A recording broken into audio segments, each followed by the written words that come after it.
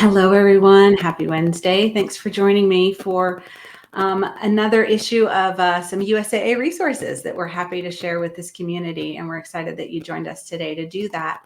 So we are going to talk to Michelle Keller today from USAA, and she's going to walk us through some of the resources that even like I've been a USAA member for a long time. I didn't know all the nuances to some of the resources that they have. So if you're like me, you might actually learn a few things. So stick around, ask any comments that you or ask any questions that you have in our comments, and Michelle or I will try to get those up and answered.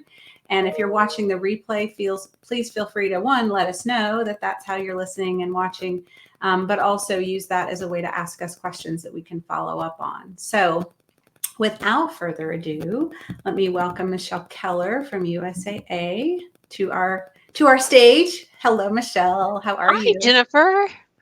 It's I'm so so great. excited to be here today. Oh, I'm so happy to have you here today. It's always great to hang out with our USAA friends. So we wanted to get together today. Well, I guess let's take a step back. Tell us a little bit about what you do at USAA, and then we'll talk about what we were hoping to share with our audience today. Sure. So I've been at USAA now 23 years. It's been a long, long road. It's been a lot of fun. Started out with as an advisor on the phones and traveling with military affairs out in the public, meeting all of our members and helping them get started with their financial success. And a few years back, I moved to the military life team, which is a team that manages the digital military life advice on USAA.com. And it's really exciting and it's a lot of fun. And I get to still work toward helping our members every day. And that's probably my favorite thing to do. That's the fun part, right? Awesome. That's a Yes, long time to be at USAA. You're like it a is. It is. I had the best compliment the other day. I had a young man that messaged me. He was hoping that I was going to be at one of the events that I used to attend, and I wasn't going to be there, but he mentioned that he was getting ready to leave the military. And so I told him, we have this great separation checklist. You need to go out and look at our separation experience. Here's a website. He said, you were there for me when I came into the military. I was helping him at Texas A&M. That's how I met him when he was in ROTC to help do his finances. And he says, "You were there for me when I came in, and now you're here for me when I leave." And I Yep. thought, wow, I can't believe I've been here that long that I could have done that for somebody. Because someone else's entire career has spanned your career as Right. well.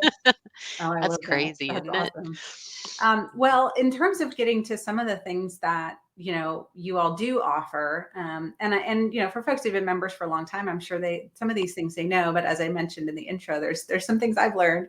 So I wanted to spend a little bit of time today talking about military advice and the Military Advice Hub at USAA. So tell us a little bit about what that effort is and how it really benefits the members or even anyone really. hmm So the beauty of the military advice hub is, our signature brand at USA is we know what it means to serve. And while we like to think that that's reflective in all of our products, we also understand it's important to be echoed in what we would call your USA experience. So military life is unique and that you join the military, you PCS, you deploy, you transition out. As an example, where else would you qualify to retire at age 40? Um, make frequent or often unplanned moves and or experience all that comes good and bad with a deployment. Right. Um, as a spouse, you make huge choices and accommodations to your spouse's career. And in many cases, it's a detriment to your own. So um, that includes, your own employment. So our military life hub advice hub is in an effort to put all the right resources at your fingertips at the right time, understanding the difficulties that are going to arise with each transition. Simple enough, and yet Simple and yet enough. complicated enough, right? Like Yes. incredibly robust need and lots of different nuances to anyone's experience. Right. We may all be living sort of the same military life, but I think there's so much nuance to how we each experience that. Um, So talk us through a little bit about really, when it comes down to using that as a resource, what would someone hope to gain from being able to tap into that resource from USAA? So, um, I'm gonna give it a shot, but whether you're watching live or later on, you can always tap in at the usaa.com/military life, your military life. That'll find the hub if you don't find it on the advice section that we're going to show you here shortly. But the structure of the hub really links to all the military life events that we touched on: join, PCS, deploy, transition. In our innovation sessions, what we do is when we're trying to build the experience, what we do is we try to simplify the process by doing a series of interviews sessions with our target audience. So um, we really want to get a feel for their main concerns and all the internal folks together and highlight those concerns and then solve for the best way to accomplish providing those solutions. So we have both public and private. Um, Anything that USAA does is always accessible on the private side. So as a member, anything that we do, you can always access on the private side. Now, um, some of these capabilities are available on the public side, but not all of them. The thing that a lot of people don't understand is that USAA, you don't have to buy a product to be a member. So Mm. we just need to establish eligibility. We need to know that you qualify to be a member. And that is just a matter of establishing that eligibility with us. Then you get a member number, you have access to everything online. There is no requirement to make a purchase. Membership is just based on eligibility. So you'll get all of the discount and perks and other benefits that you would get as a member that may have a product with us by establishing that eligibility. That's really important. Like I did not know that. I didn't realize that I just assumed, right? I just assumed that all these extra services, I used to use like the car buying service or, like the flower delivery, discounts or whatever. I've used all of those over the years, but I assumed those came because we were account holders. It never occurred to me that they came just because of service. hmm It's Those a all really come from just establishing your eligibility with us. So there is a little process with that. I mean, you have to give us your military details sure. and your name and phone number and some basic information. But we don't do outbound calling just to randomly call people. It's not like you're going to get Right. spammed marketing. So it's really just an establishment. We just need to know that you're eligible. We can't have people in our system that we don't know what their eligibility is. We need to have it No, that makes sense. But then it baseline. opens up all these different things that are available. hmm This advice hub, as you're saying, there's some elements that you can access regardless. If you don't want to go that route, there's still a lot of information in the advice hub. I was really, when I started doing some searches, I was shocked at just, the hundreds of articles and hundreds of resources that are available to help you just understand this one thing you're going through, whether it's, an OCONUS move and some elements to that, or other aspects of PCSing, or like you mentioned in the beginning, some really great checklists and retirement and transition related services, which, as you know, is like that's our audience. That's who we serve. Is really that later in military career life, seasoned spouses. That many are walking through a transition and a retirement with their service members. So, what are some of the tools that come to top of mind for you that audience would really benefit from under this advice hub? Yeah, so I would say when we look at from the private aspect, so our joining the military is public and private. You can go either direction. And the beauty of that one is it really helps young folks. And I know this isn't really your target audience, but they may have children in that Yep. situation that are thinking about joining the military. So I have a high schooler that's in their junior year and he's thinking he wants to join the military and go through ROTC. Well, the checklist is built to help walk them through that process so they'll know where to contact, where to go to start the process, whether it's enlisting, going through ROTC, trying to go to a service academy, whichever route they want to take to join the military, it helps walk them through that process. So that's the beauty of the joining the military. The next one I would say that's really important is your military move. Now, our move checklist and our whole move experience, even though we have it focused on a PCS, there is a public side to it where if you're not going through the military process of a military move, there's also a public move Hmm. piece to it. So even if you are already out of the military and you're thinking about going moving and you've done so many moves already, but there's still things you may not remember you need to take care of. That public piece gives you a general checklist for anybody moving. So that's a nice benefit of Yeah, that one. for sure. And it really opens up um, the uniqueness of what we have because while we are very focused on our military members, we also have a lot of members that aren't in the military anymore and they need those same resources. So that's the beauty of that one. Our deployment checklist now, while there is a PDF on the public side, the private side is very interactive. So you Hmm. can actually save the checklist. You can put information and details in there, and it's protected within the USAA environment when you save it. So that's a very nice piece right there. And then when you're transitioning and moving out, there's a lot of different pieces to that. So you have to figure out not only what kind of income I need to have when I'm leaving the military in order to even live at the same level I have been living at, but how much more am I going to have to make to offset those things like housing allowances and other perks that I'm getting in the military that I don't realize is a perk.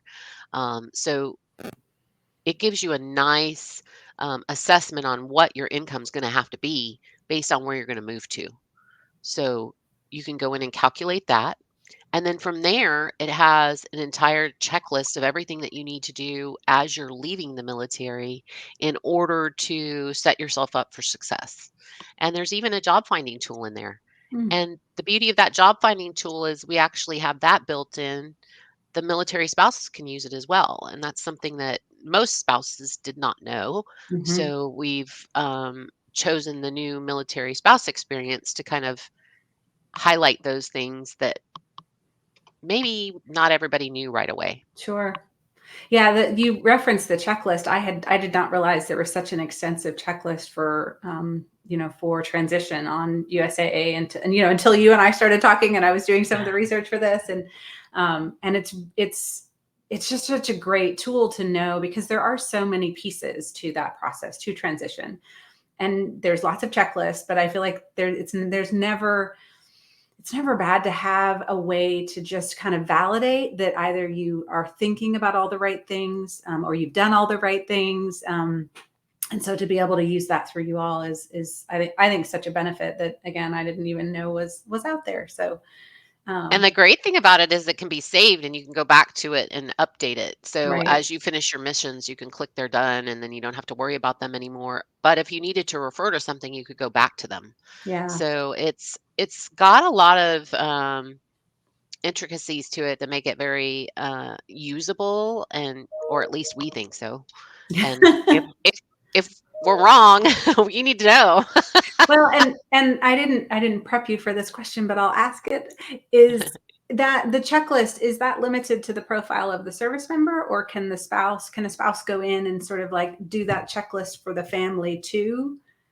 So the spouse could go in. It depends on how you access it. Now, Okay. all spouses have their own member number, and I know Mm, a lot of spouses don't use them.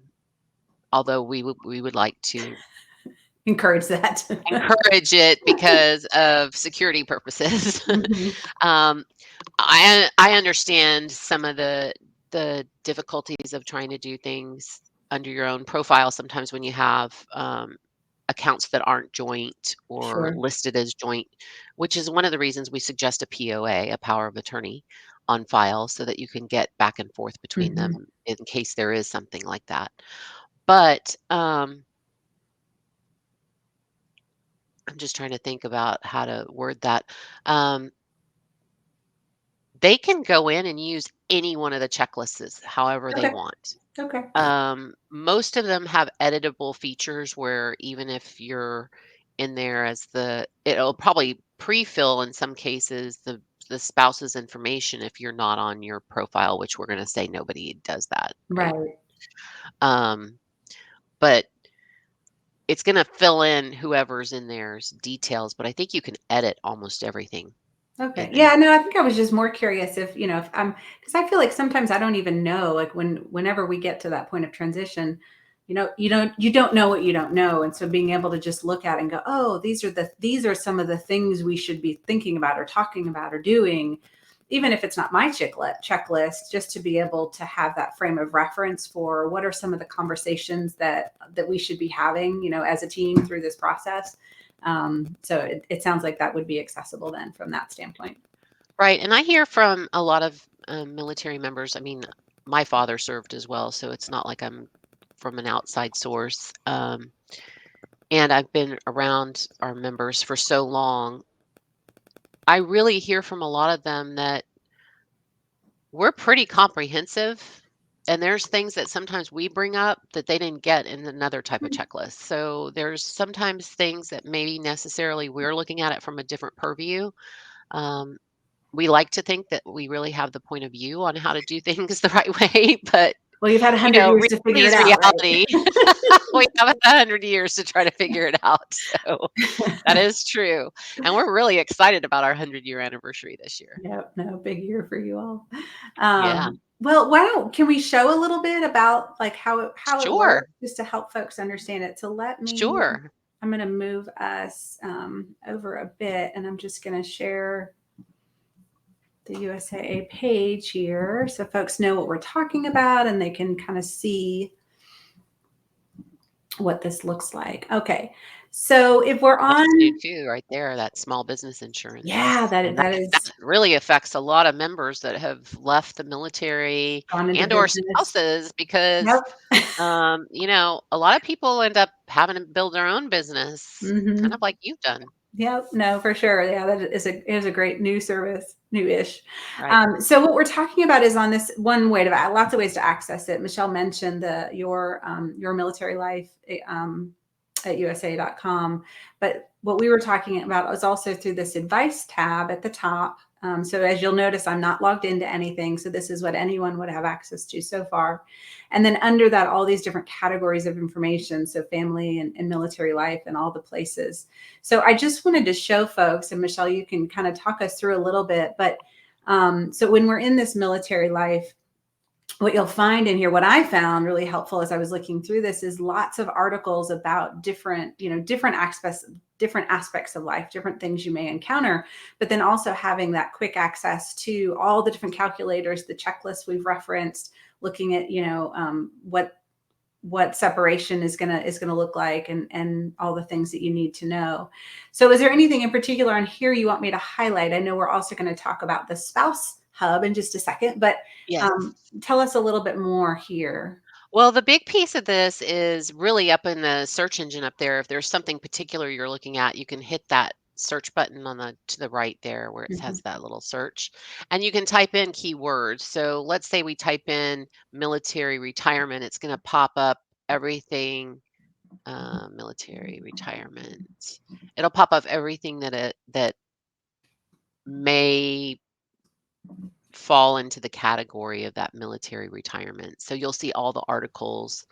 Um, Specific, this is new about reserve members, the blended retirement system item. There's a Mhm. few more items coming that are going to be very beneficial, but you can see all the different resources Well, there. and what I want to point out on this is 218, right? So on this Right. one topic, 218 different places to go to get information about that particular topic. I think that, And is yeah, is significant and just indicative of the fact that there is so much support around these areas and there is so much to learn when it comes to transition and comes to retirement. There's lots of different angles from which we have to approach this to make sure we are, really getting a 360 view on what do we need to consider for transition, and how does our finances play into that?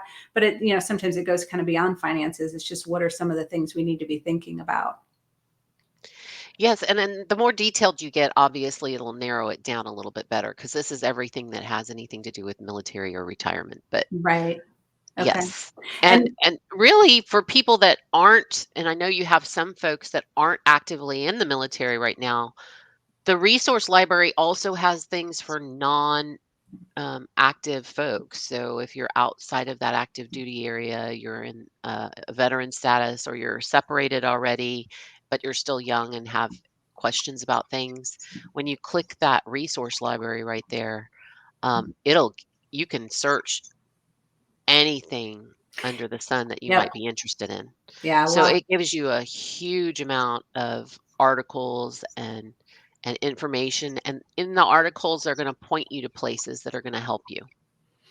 yeah. When I was thinking about this, I think in many ways, now when I'm looking at finance related questions around military life, this is sort of my Google, right? This is where I Mhm. come to Google those questions and get my answers that fit into these categories that are connected in with finances and military. So it just a ton of resources here. I wanted to also, Michelle, give you a chance to talk a little about, you referenced it quickly, but I want to dig in a little bit more on this spouse piece that you talked about, Yes. because obviously that's our I'm very audience. excited. So really exciting that now there is this emphasis on what are some of the needs of the spouses? What are some of the ways that we can support that even more? So talk to me a little bit about, under this advice tab, if I went into that military spouse link, tell me a little bit about this effort. Yeah, so that was a big effort. We've been talking about this for years, to tell you the truth. And we were waiting for the budget and the financial approval to go ahead and move with it.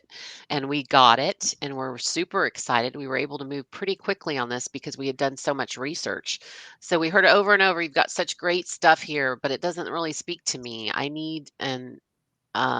don't really understand what I can use and what I can't use. And um, this edition is kind of part of what we're doing to address the uniqueness of the military spouse. So most spouses with us today, um, or joining you at Evolve, have worked their way through a lot of these challenges in military life, but we have a lot of young spouses that haven't. So, Mhm.